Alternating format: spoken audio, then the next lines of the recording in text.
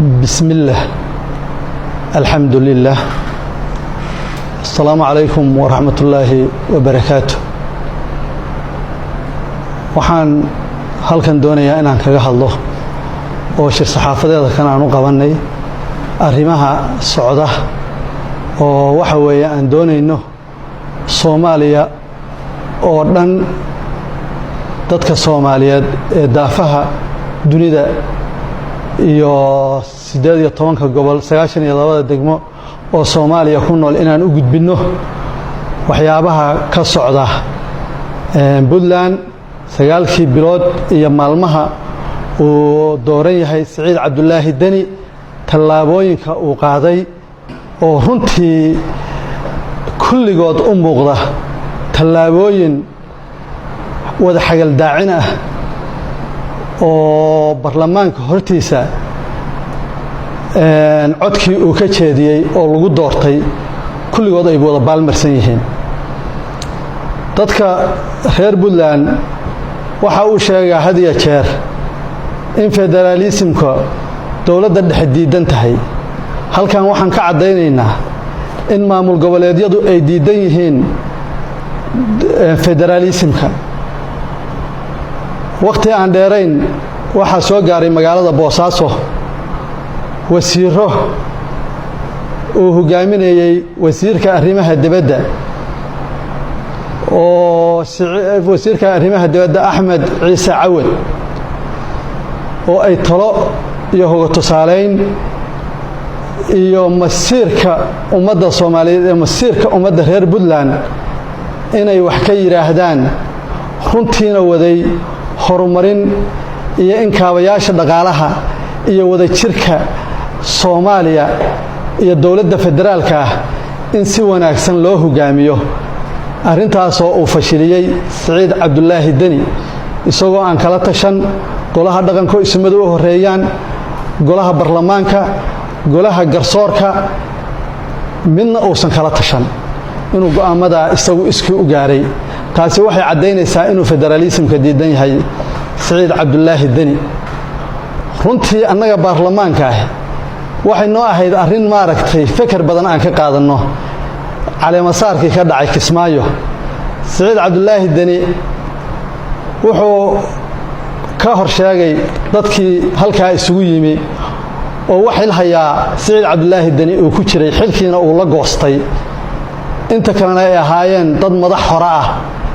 iyo dad qaran dumis ah oo anti ku ahaa Soomaaliya oo uu ugu horeeyo aadan bare ducaale oo dambiyada uu Soomaaliya cod dheer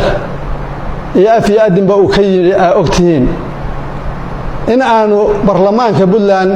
iyo dhaqan iyo shacabba Saciid Cabdullaahi Dani wax kasta oo ama madadaalo leh ama sharciya ama qawaaniina ama hadal ah ama beerdulucsiya midna aan kaga farxin weynay waa ku faraxsanahay aadan bare ducaale inuu ka qosliyo soo caalamka oo dhan laga daawanayo caalamul koom mahmaahdii ahayd naag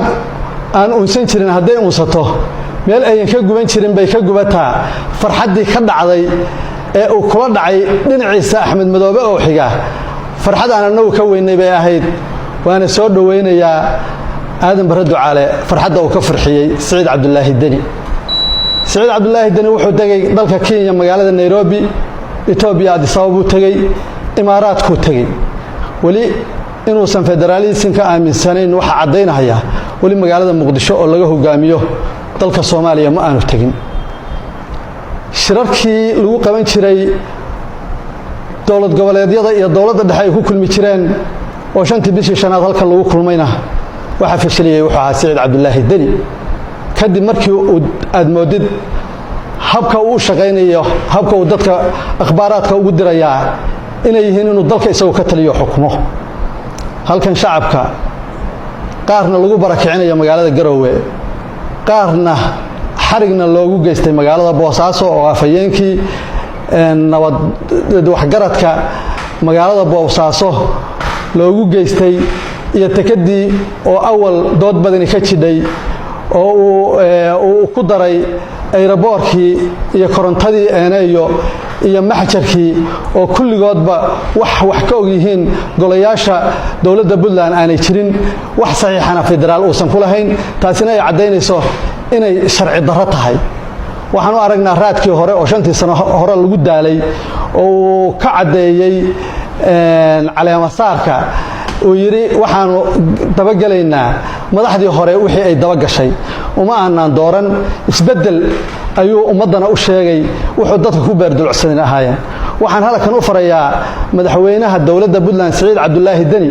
32 ka codaysay inay ku biiri doonaan 33 kale oo adiga ku codaysay halkaasna aad ku waayi doontid xasaanadii iyo awoodii annaga aan ku siinay wassalaamu calaykum wa rahmatullaahi wa barakaatuh